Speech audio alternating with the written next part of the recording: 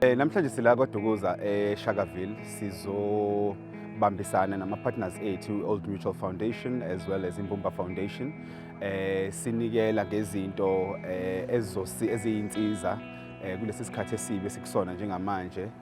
La sibone khona izikhukhula zimosha imizi yabantu, izindlu zabantu kanye nemindeni belahlekelwe abantu. Sifikile ke siUkhozi kanye nabalingani bethu ama-partners ethu Imvula Foundation kanye ne-Old Mutual Foundation sizosiza nje. Empeleni sizoletha ezinye zeinsiza, kufanele ngikusho lokho ukuthi ezinye zazo ngoba umonakalo mkhulu kakhulu.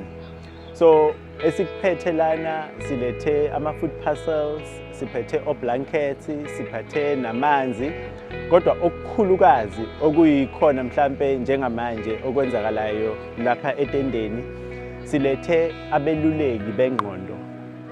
Silethe abeluleki bengqondo ngani na ngoba abaningi abalahlekelwanga kuphela ukudla, balahlekelwe izindlu, balahlekelwe imiphefumulo. Sasilele siwu-3, a girl una 2 years and then a boy una 2 months. So lala endlini mina nobaba wami. So ngizwa ngathi liyaduma izulu. Mengithi ngiphamise ikhanda ngimeza ubaba kanti sekulate udongo luza kuthina la ngidudulele ekamereni lababa. I think ilele elangala lawela ngaphezulu kwami ngalelo livele liza lawela phezu kwethu. Isikhathi liwe idongo ngazama ukulala phezu kwabo khona kuzolimala mina bona bengalimali. Kukhulu mina okwangiphatha kabuhlungu kakhulu ukuthi njengoba kwakuwamabhidi yonke into usizo lokuthi babatholeke nomntwana ahamba kwazi ukuya emakhazeni ayethu abakwazanga. Bahlala nesidumbu kwasikhathi kakhulu, bahlala nesidumbu kweze kwasabantwana endlini. Nangakusasa abafiki abosizo ngoba amakhazi abafika abakwazi ukuthatha isidumbu ngoba amaphoyisa abafikile.